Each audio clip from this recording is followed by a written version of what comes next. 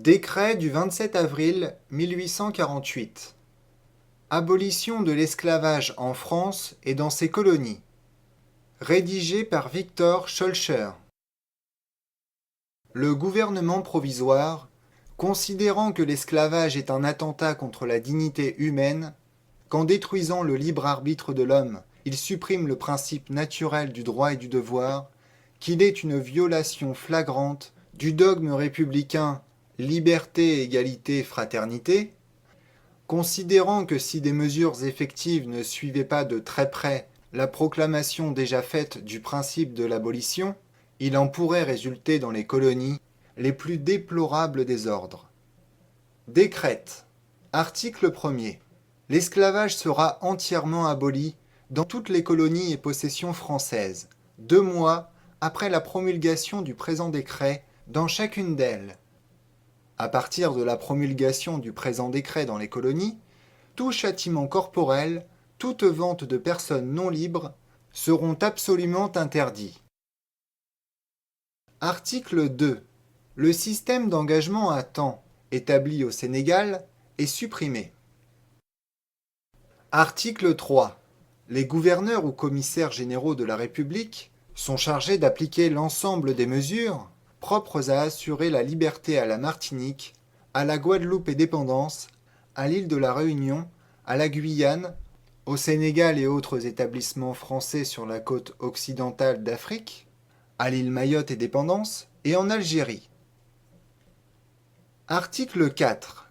Sont amnistiés les anciens esclaves condamnés à des peines afflictives ou correctionnelles pour des faits qui, imputés à des hommes libres, n'auraient point entraîné ce châtiment.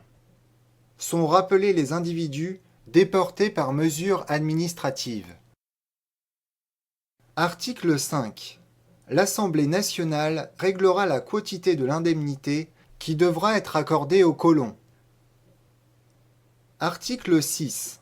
Les colonies, purifiées de la servitude, et les possessions de l'Inde seront représentées à l'Assemblée nationale.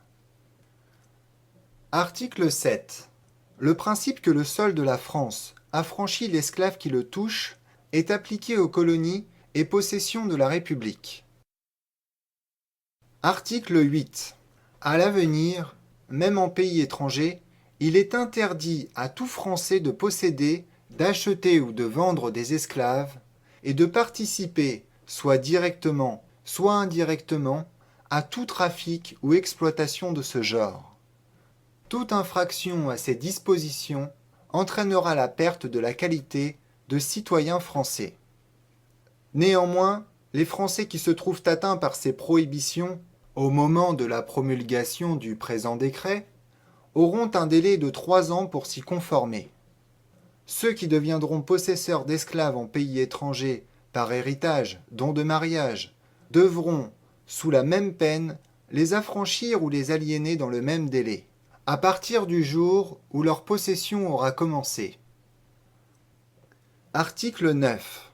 Le ministre de la Marine et des Colonies et le ministre de la Guerre sont chargés, chacun en ce qui le concerne, de l'exécution du présent décret. Fait à Paris, en Conseil du gouvernement, le 27 avril 1848. Décret du 27 avril.